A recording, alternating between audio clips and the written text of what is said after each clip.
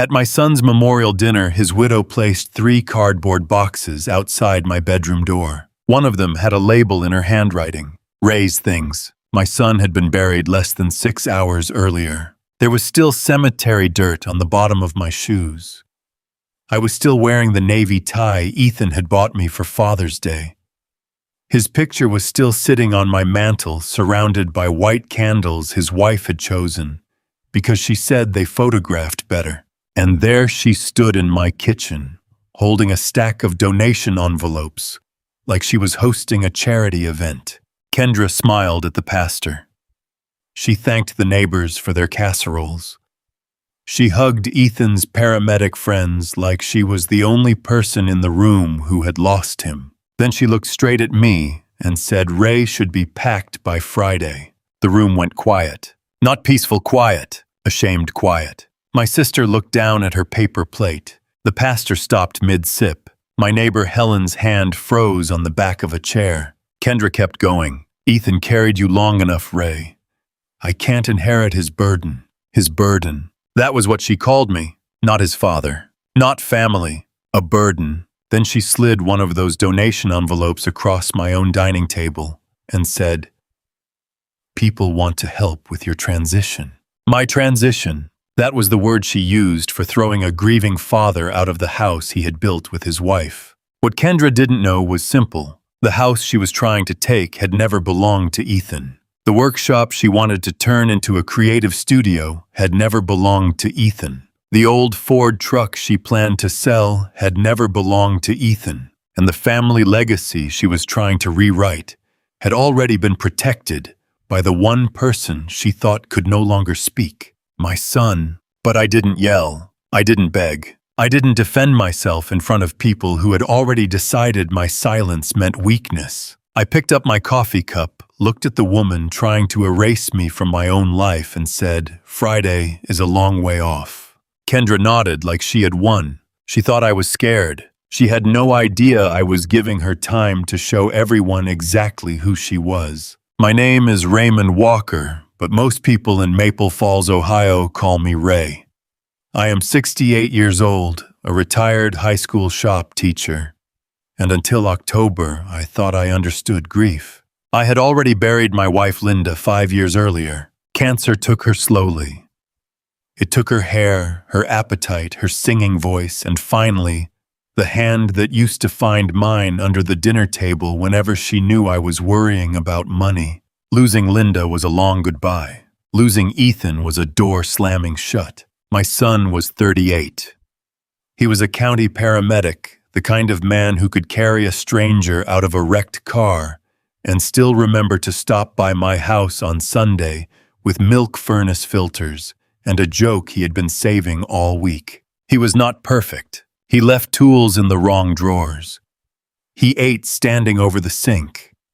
He answered text messages with one word and expected people to understand the whole sentence. But he was good, the kind of good you do not have to announce. Then one Thursday night, a driver ran a red light on Route 16. Ethan was on his way home after a double shift. He never made it past the intersection. There are phone calls that divide your life into before and after. Before the call, I was sitting at my kitchen table fixing a loose hinge on Linda's old recipe box. After the call, I was a man staring at the wall while a state trooper kept saying, "Mr. Walker, sir, are you still there?" For the first few days, I moved because people told me to move. Sit here, sign this, drink some water, choose a photo, pick a suit. I remember Pastor Dale sitting on my porch and saying nothing, which was the kindest thing anyone did that week. I remember Helen from next door leaving a pot roast on my counter and crying into her sleeve.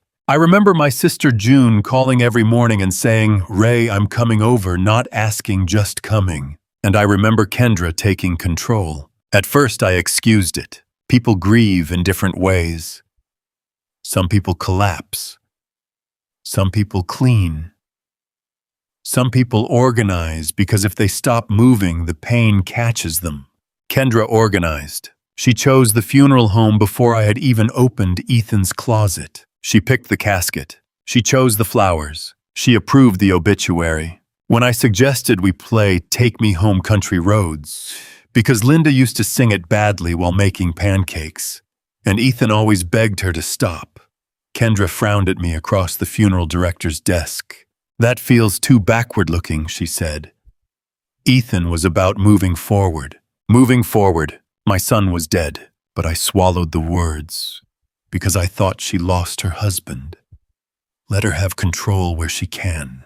Then came the slideshow. The first version had Ethan's whole life in it. Ethan on my shoulders at the county fair. Ethan in safety goggles too big for his face trying to sand a birdhouse in my workshop.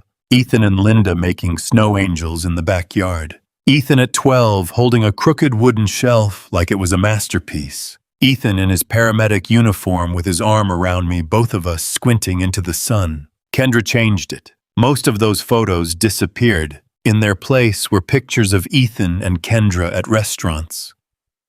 Ethan and Kendra at a rental cabin, Ethan and Kendra standing in front of houses she had staged for clients. There was one photo of me near the end. I was standing behind them at their wedding, half cut off at the shoulder. When I asked what happened to the other pictures, Kendra gave me the smile she used on clients when explaining why their family room looked too personal. "Ray, people don't want to sit through a garage scrapbook," she said. "This is about Ethan's life. I was part of Ethan's life." "Of course you were," she said, already looking down at her phone. "But we need to keep the energy moving." That was the first time I felt it. Not grief, something colder. The feeling of being edited out. Kendra ran a small home staging business called Fresh Nest Interiors. She helped people make their houses look less lived in before selling them.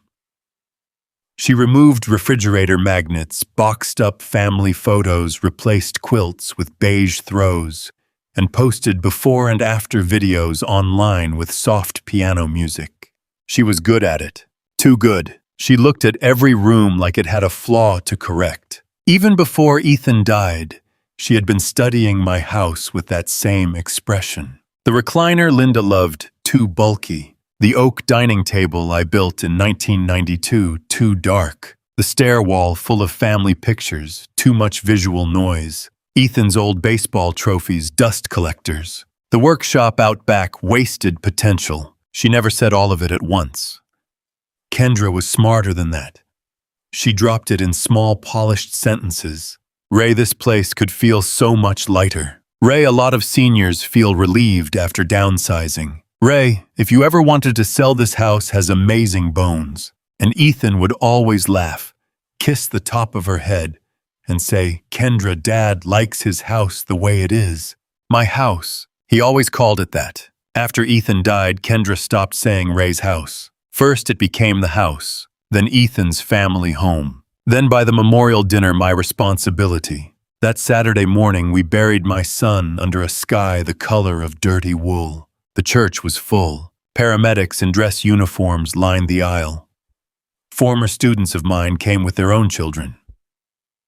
Ethan's old baseball coach cried harder than I did. I sat in the front row with my hands folded, feeling like someone had poured concrete inside my chest. Kendra cried beautifully. "That sounds cruel, but it is true." She stood beside the casket in a fitted black dress, one tissue folded in her hand, tears sliding down her cheeks at just the right moments. People hugged her. She whispered, "Thank you." She leaned into sympathy like a plant turning toward light. When Pastor Dale invited people to share memories, I stood. Kendra's hand touched my sleeve. "Maybe keep it short," she whispered. "There are a lot of people." I looked at her hand. Then I walked to the microphone anyway. I told them about the first time Ethan tried to build a birdhouse and nailed the roof to the table. People laughed softly. I told them how he once spent his entire allowance buying Linda a necklace from a gas station because he thought the plastic emerald was real. Then I said, "My son saved strangers for a living. But before he ever wore a uniform, he was the boy who saw Mrs. Feldman struggling with groceries from our front window and ran into the rain to help her. That was Ethan, not polished, not staged, not edited. A boy who noticed pain and moved toward it. When I sat back down, Kendra did not look at me. After the cemetery, everyone came back to my house. That is what people do in towns like Maple Falls. They bring ham biscuits, green bean casserole, deviled eggs, sweet tea, and grief they do not know where else to put. The kitchen filled, the porch filled, the living room filled. People stood in circles saying the same soft sentences over and over. He was such a good man. Gone too soon. Anything you need, Ray. Anything you need. Funny how people say that right before proving they do not mean anything uncomfortable. Kendra moved through the rooms like a hostess at an open house. She told people where to put dishes. She accepted compliments on the flowers. She corrected Helen when Helen called it Ray's house. Well, Kendra said with a sad little smile, it's Ethan's legacy now. Helen glanced at me. I said nothing. Around 4 o'clock, when enough people had left to make the house feel emptier, but enough remained to make a scene matter, Kendra walked into the kitchen carrying brochures, envelopes, and a folder with sticky notes on it.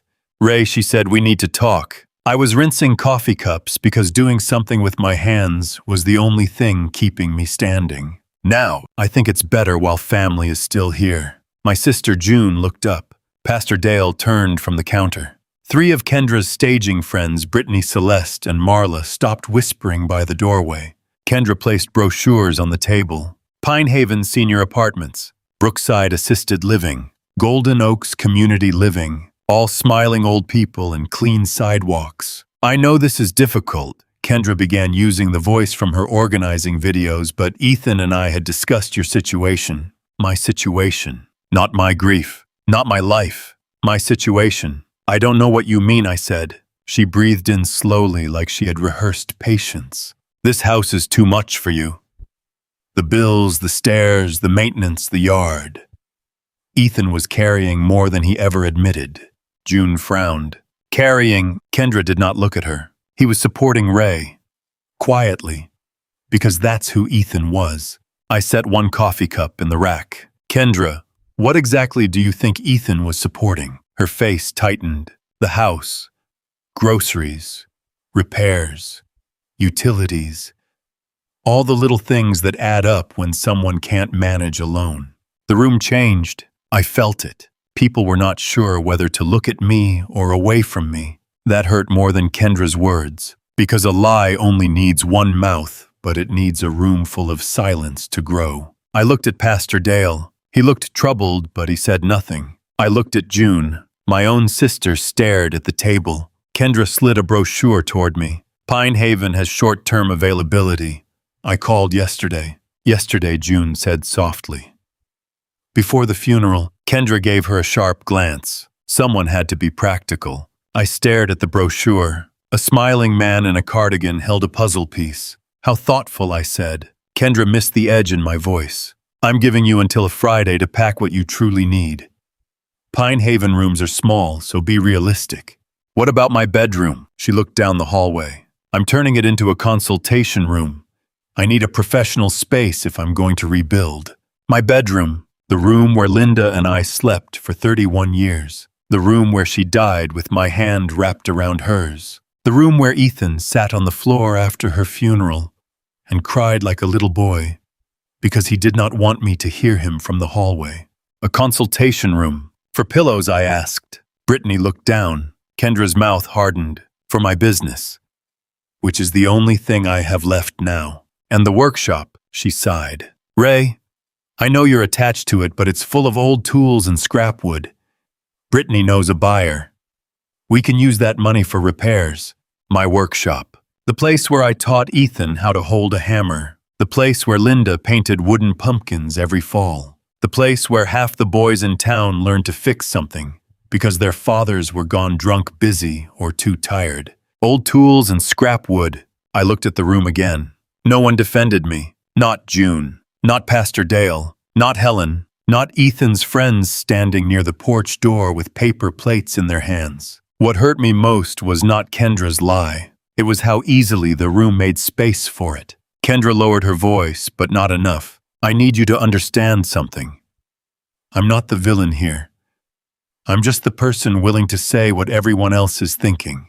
What is everyone thinking? She looked me right in the eye. That you were Ethan's responsibility, and now you're mine. The refrigerator hummed. Someone's fork touched a plate. My son's framed photo stared from the mantel. I could have ended it there. I could have walked downstairs, opened the green filing cabinet, and brought up everything she had never bothered to ask about. But I looked at the people around me and understood something. If I defended myself too soon, Kendra would call it confusion. She would say grief had made me difficult. She would say I was lashing out because I was scared. So I picked up my coffee cup and rinsed it again. Then I said, Friday is a long way off. Kendra nodded. I'm glad you're being reasonable. Reasonable. That night, after the last casserole dish was wrapped in foil and the last neighbor backed out of my driveway, I found out Kendra had already posted about me online. Helen sent the screenshot. Ray, I don't want to upset you, but you should see this. The photo was my front porch with a black ribbon tied around the railing. The caption said, trying to stay strong as I step into the impossible role Ethan left behind. For years, he quietly supported his father and kept the family home afloat. Now I'm facing the burden of preserving his legacy while helping Ray transition into safer housing. If you feel led to help with repairs, moving costs, or household expenses, please message me privately. Ethan always gave to others. I hope we can give back to him by saving what he loved. Saving what he loved. My porch, my railing, my dead wife's flower boxes. Then she added a heart a dove emoji and the hashtag Ethan Strong. I read it once and felt confused. I read it twice and felt something inside me go still. Because Kendra was not just grieving, she was building a story. In her story, Ethan was the heroic husband who had sacrificed everything for his helpless father. Kendra was the brave widow left behind to clean up the mess. And I was the old burden standing in the way of her beautiful new beginning. That was when I understood something painful. Some people do not wait for the body to get cold before they start dividing up the life around it. I put my phone down and went into the living room. That was when I noticed Linda's picture was gone from the mantel. It had been there for years. Linda, at 56, standing in the backyard with sunflowers behind her laughing, because Ethan had sprayed her with the garden hose.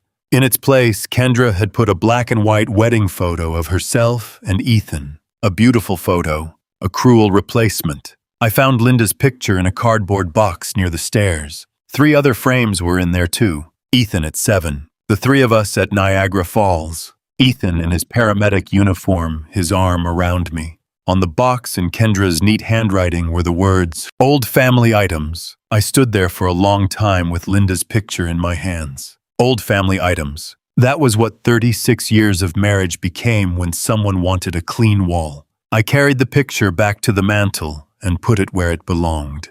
Then I sat in my chair until sunrise, not sleeping, measuring. Ethan used to tease me because I measured everything twice.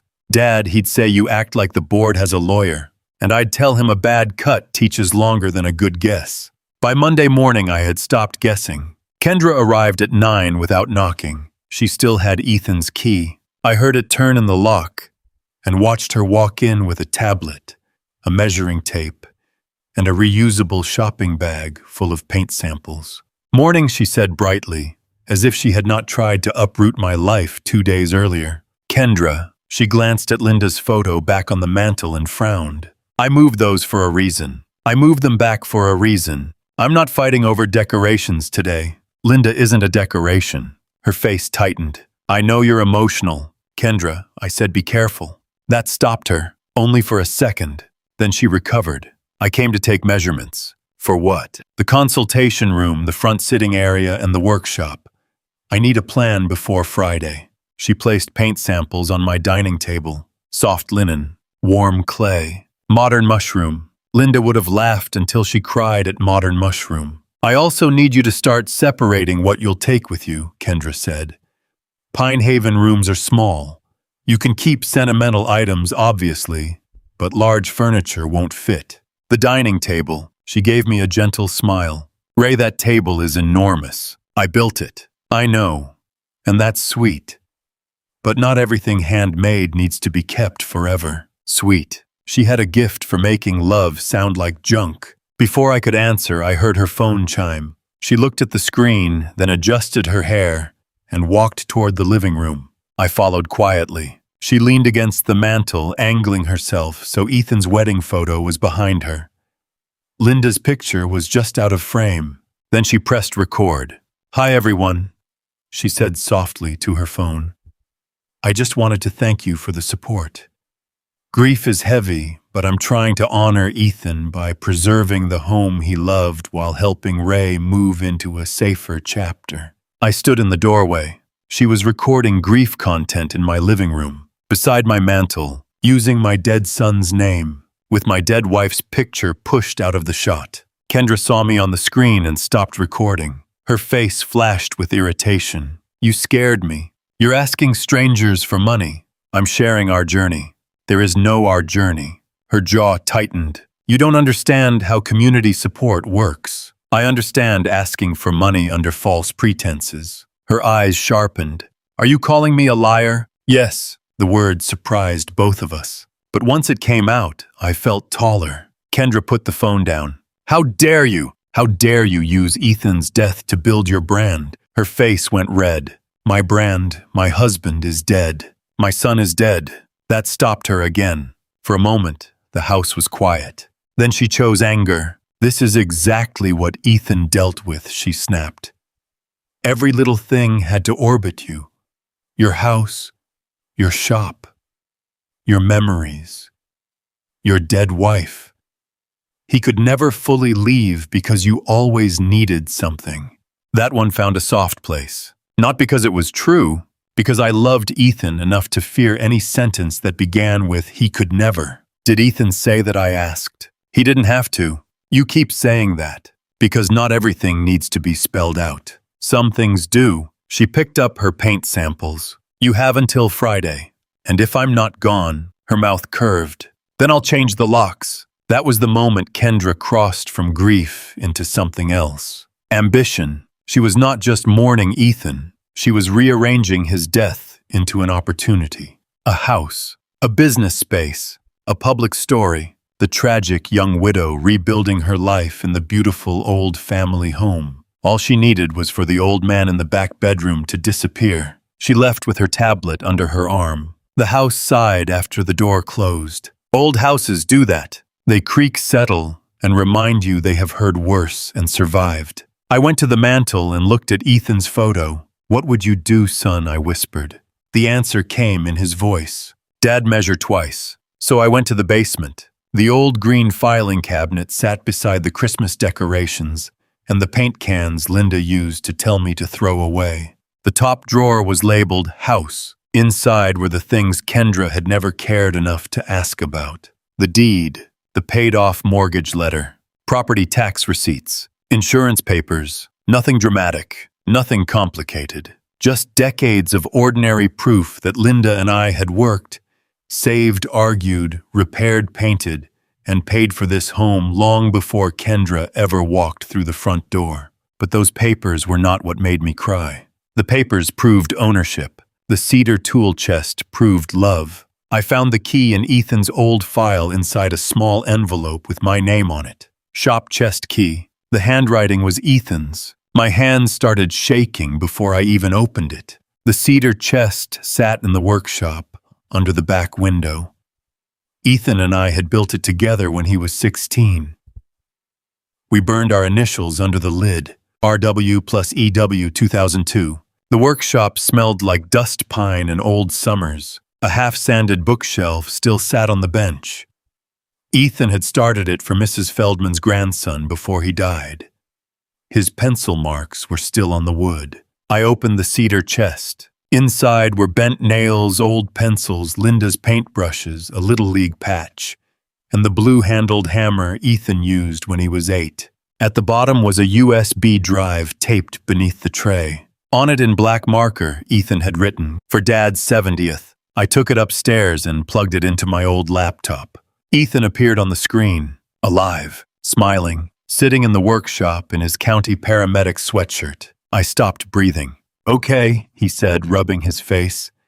Dad hates surprise parties, so if I'm doing this right, we'll play this at his 70th birthday, and he'll pretend he's mad while secretly loving it. I laughed once. Then I broke. Ethan turned the camera around, showing the walls of the workshop. I wanted to record this place because most people see tools and shelves and junk.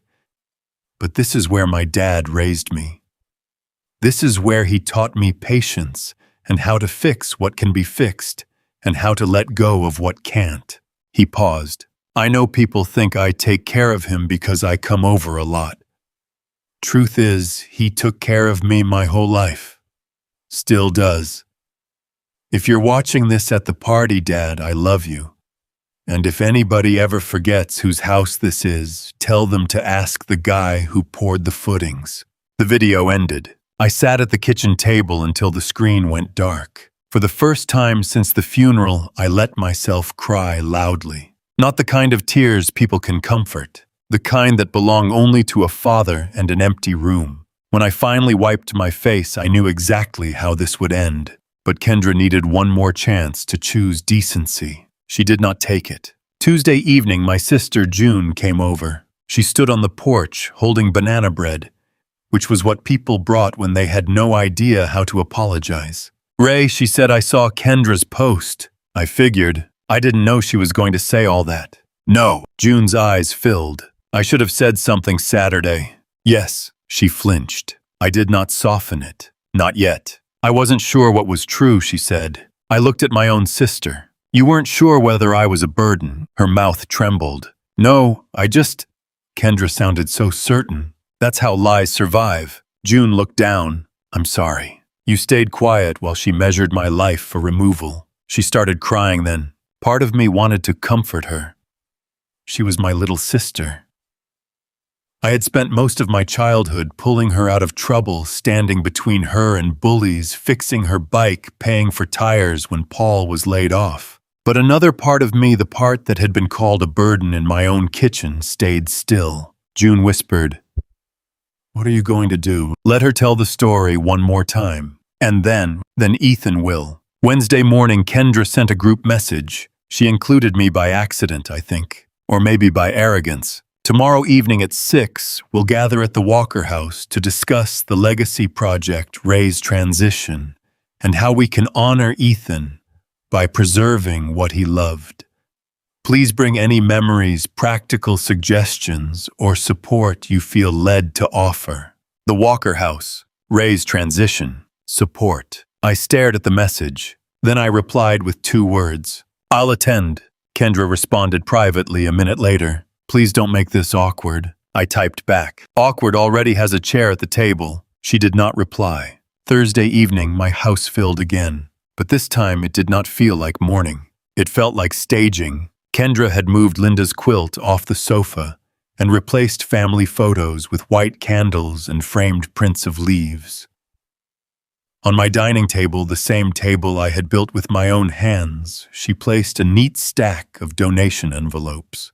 At the front of the living room stood a foam board on an easel, the Walker House Legacy Project. Below it was a brightened photo of my home edited until it looked less like a family house and more like a rental listing. Under the photo were the words, Preserving Ethan's Dream, Supporting Ray's Next Chapter. My next chapter, written by a woman who had never once asked me how I wanted to live it. People arrived in little waves. Pastor Dale, June and Paul. Helen from next door, Brittany Celeste, and Marla. 2 women from church who never missed a gathering with coffee. 4 of Ethan's paramedic co-workers, including Marcus, who had worked with him for 11 years. I watched Kendra greet them at my front door. Thank you for supporting Ethan's legacy. This house meant everything to him. We're trying to make sure Ray lands somewhere safe. Safe. She said it like my home was a danger and she was the rescue. At 6:15, Kendra clapped her hands. Thank you all for coming, she said, her voice soft and practiced. Ethan was the center of so many lives. He gave everything to everyone. And one of the things he cared about most was this house. I stood in the hallway holding the cedar tool chest at my side. Kendra continued, For years, Ethan quietly carried responsibilities here. He never complained. That wasn't who he was. But now that he's gone, we have to be honest about what comes next. She turned toward me with wet eyes. Ray has reached a season of life where this house is no longer safe or practical for him. That's not shameful. It's just reality. And as Ethan's wife, I feel responsible for honoring his sacrifice by preserving the home he worked so hard to maintain. Some people nodded. Some looked uncomfortable. No one spoke. Again, Kendra gestured toward the envelopes. If you feel moved to help with repairs, moving costs, or the transition fund, every dollar will go toward preserving Ethan's legacy and making sure Ray lands somewhere appropriate. Somewhere appropriate. That was when I stepped forward. No, I said. One word, but it stopped the whole room. Kendra froze. Ray, she said carefully.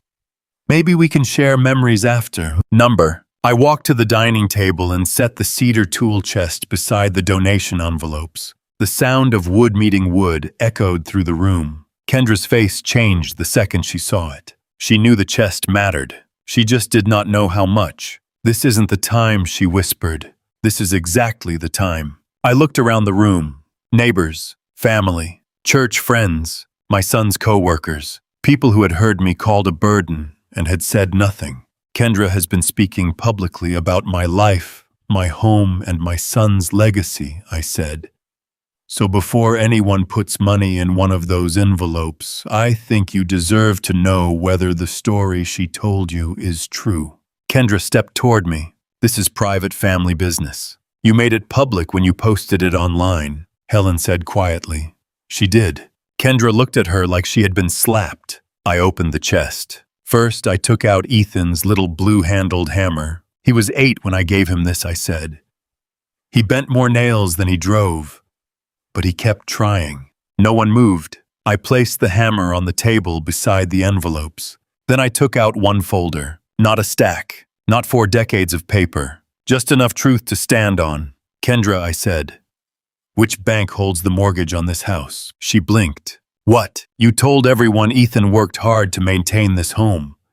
Which bank holds the mortgage? Her mouth tightened. I don't know every detail. There is no mortgage. The room shifted. I placed the paid-off letter on the table. Linda and I made the last payment in 2010. Ethan brought pizza that night because Linda said burning a mortgage deserved pepperoni. A few people smiled, then stopped when they saw Kendra's face. I placed the deed beside it. This house was mine before Ethan learned to ride a bike. Linda's and mine, then mine after she passed. Ethan never owned it. Not one board.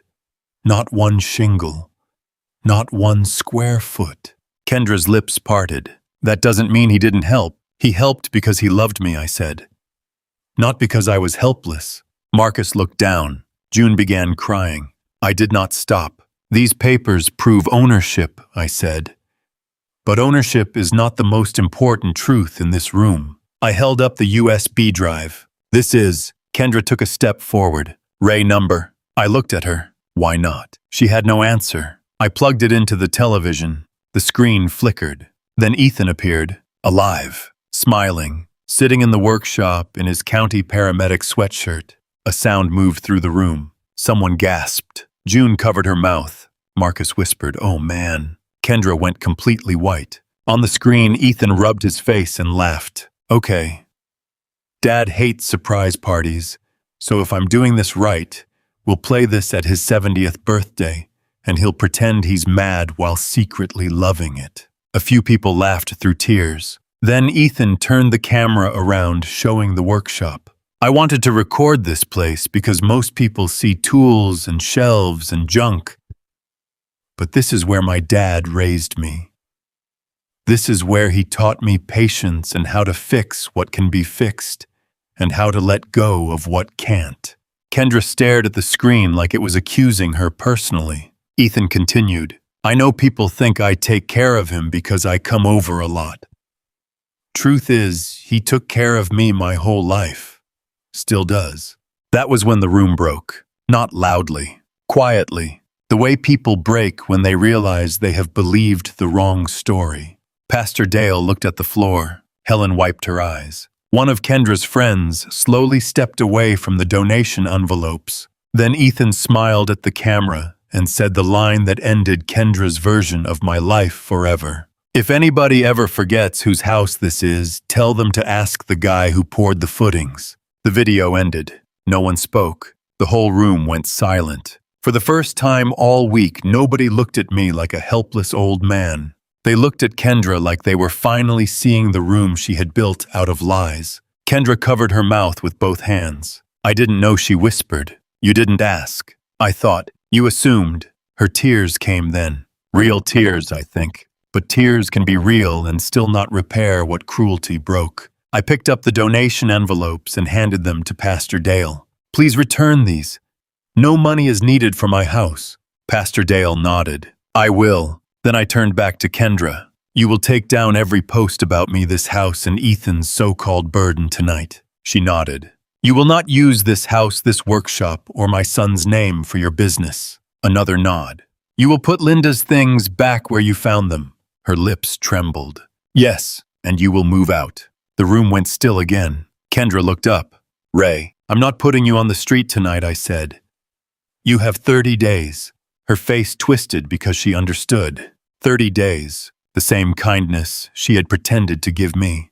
But I did not say it with revenge in my heart. I said it because dignity without boundaries is just another kind of surrender. The gathering ended in pieces. People did not leave all at once. That would have felt too clean. They moved slowly, avoiding the donation table, avoiding Kendra's eyes, avoiding the places where their own silence had been sitting. Marcus stopped at the door. Ray, he said, voice rough, Ethan talked about you all the time.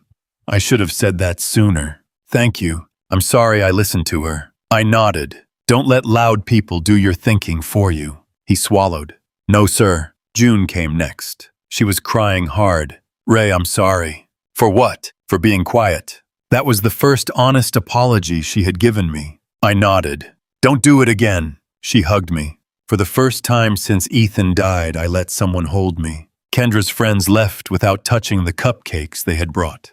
Pastor Dale carried the donation envelopes like they were something contaminated. Helen squeezed my hand and whispered, Linda would be proud of you. That almost broke me again. After everyone left, Kendra stayed in the living room, sitting beneath the blank television screen. The foam board still stood beside her. The Walker House Legacy Project. It looked ridiculous now. Small, cheap, a pretty sign built over an ugly lie. I began putting Linda's quilt back on the sofa. After a long silence, Kendra spoke. Did Ethan really leave me nothing? The question was quiet, honest in the worst way.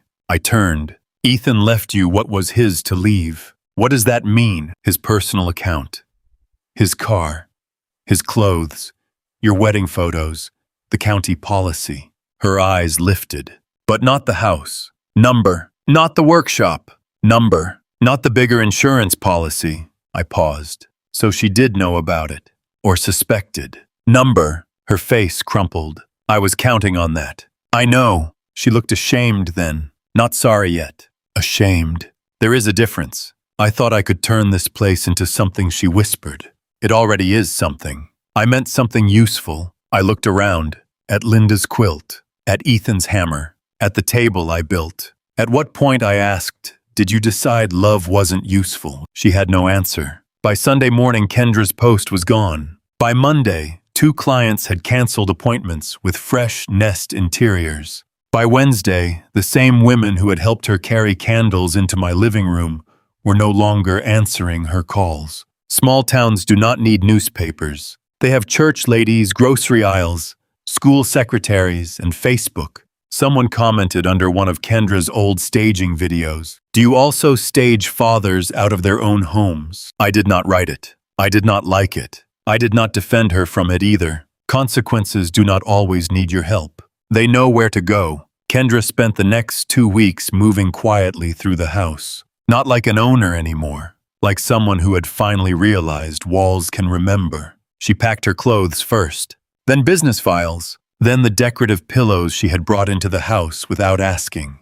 She returned Linda's recipe cards to the kitchen drawer. The order was wrong, but she tried. She put Ethan's childhood photos back on the stair wall. One frame was crooked. I left it that way for a day before fixing it. Not everything has to be corrected immediately. On the last Saturday, Kendra came to the workshop. I was sanding the bookshelf Ethan had started for Mrs. Feldman's grandson.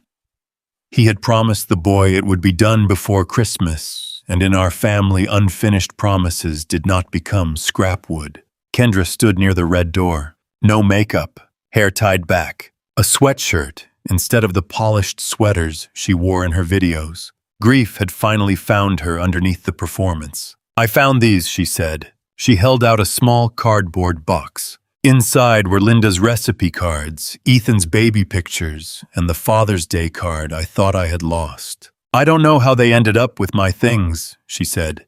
"I did, but I let that pass. Thank you for bringing them back." She watched me sand the edge of the shelf. "Ethan loved watching you work. He loved pretending he wasn't watching, so he could do it himself later." A small smile touched her face. Then it disappeared. "Ray, I need to say this without trying to make myself look better." I set down the sandpaper. "All right. I was cruel. I waited." She swallowed. "I keep wanting to explain it. To say I was grieving, scared alone, worried about money.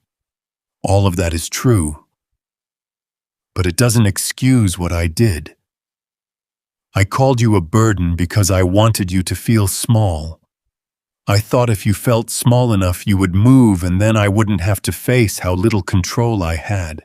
The workshop hummed with quiet. A car passed on the road. Kendra continued. "I told myself I was preserving Ethan's legacy, but I was trying to own it. His story, his house, his past, even his grief. I wanted to be the main person in his life after he died." That was painfully honest. "My son loved you," I said. She nodded, tears slipping down her face. "I know. And I loved him. But I didn't respect where he came from. I didn't respect you. That means I didn't fully respect him either." For the first time, I saw why Ethan had loved her. Not because she was polished, because somewhere under all that control, there was a person capable of truth. Late truth, costly truth, but truth. "I forgive you," I said. She closed her eyes. Then I added, "But you can't live here." Her eyes opened. "I know, and forgiveness doesn't mean we go back. I know that too." "Good." She reached into her pocket and placed Ethan's key on the workbench. "I should have given this back sooner." I picked it up. "Yes." She left after that. No dramatic goodbye. No hug. No music. Just a woman walking down the driveway carrying less than she came with. Some exits are quiet because the lesson has already made enough noise. Winter settled over Maple Falls. The first snow dusted the roof of the workshop and softened the yard where Ethan once practiced throwing baseballs until he dented the garage door. I left the dent. In December, I finished Mrs. Feldman's bookshelf. Then I opened the workshop on Saturday mornings for kids from the high school. At first 3 came, then 7, then 12. Some had fathers at home. Some did not. Some came because they liked building things. Some came because they needed somewhere warm to be for a few hours. The first Saturday, I placed Ethan's blue-handled hammer on the bench. "This belonged to my son," I told them. "He bent nails with it, smashed his thumb with it, and once tried to open a can of peaches with it." They laughed. Today we're building birdhouses, and yes, it is possible to nail the roof to the table. Ethan proved it in 1996.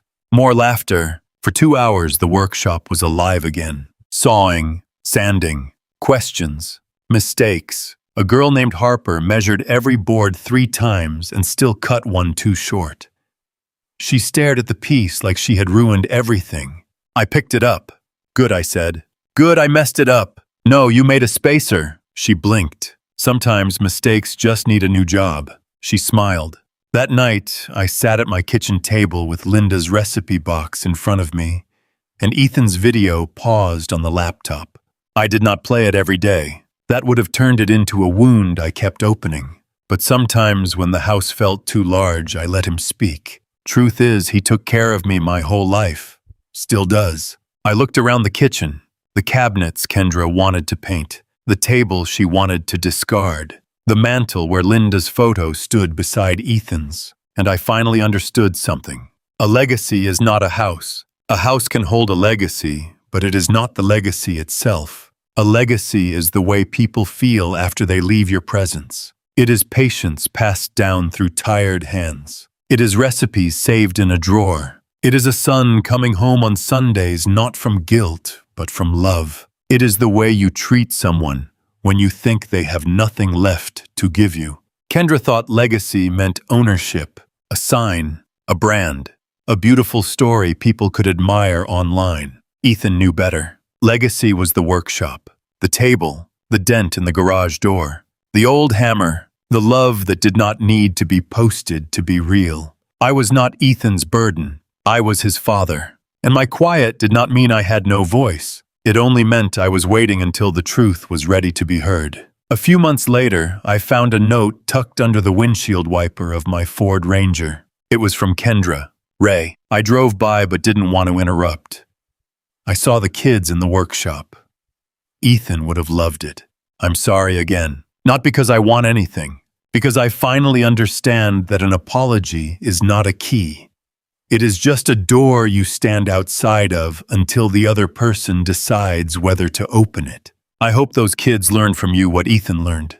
Kendra, I folded the note and put it in the glove compartment. Not in the house, not with Ethan's things, but not in the trash either. That felt right. People think dignity looks loud. They imagine a courtroom speech, a slammed door, a villain exposed while everyone claps. But sometimes dignity is quieter than that. Sometimes dignity is putting a photograph back on the mantle. Sometimes it is refusing to let someone turn your grief into their opportunity. Sometimes it is saying no in a room full of people who expected you to stay small. And sometimes it is forgiving someone without handing them the key again. Respect is not inherited. It is not granted by marriage. It is not owed to the loudest person in the room. Respect is earned by how you treat people when you think they have nothing left to defend themselves with. And family is not proven by who claims the house after someone dies. Family is proven by who honors the love that built it. So tell me in the comments, have you ever had a family member rewrite the truth about you because they thought you were too quiet to fight back? Did they call you difficult when you finally stood up for yourself? Did they mistake your kindness for weakness? Because sometimes the quiet person is not weak. Sometimes they are just waiting for the lie to get loud enough for everyone to hear.